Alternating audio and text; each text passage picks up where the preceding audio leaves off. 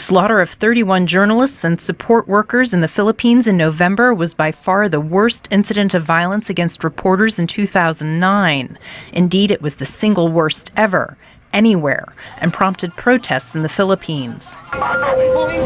But as the Committee to Protect Journalists, or CPJ, says in its annual report, Attacks on the Press, there was worldwide violence against journalists in 2009. CPJ Deputy Director Robert Mahoney. So it's a bad year for journalist deaths. It was also a bad year for authoritarian and repressive governments putting journalists behind bars.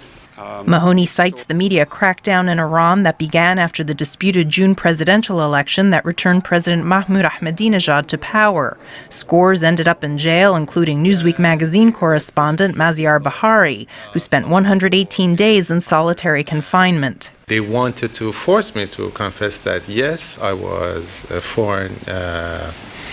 I was spying for a foreign government, and yes, I was in touch with different reformist politicians.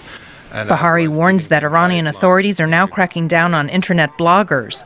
Voice of America's Persian News Network often receives video and internet messages from inside Iran about repression. I think the government of Iran, in the beginning, it did not pay attention to the cyberspace, but recently they have passed a series of cybercrime laws and digital crime laws that also includes the text, mobile texts, and any kind of digital, as they call it, misinformation that can be criminalized. The CPJ's annual report also says bloggers in China are under attack. Bob Dietz is an Asia expert with the organization.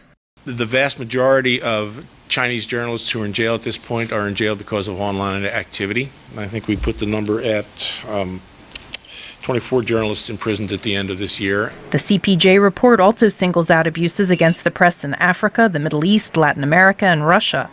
The advocacy group credits its work with contributing to the release of 45 jailed journalists last year. Margaret Besheer, VOA News, the United Nations.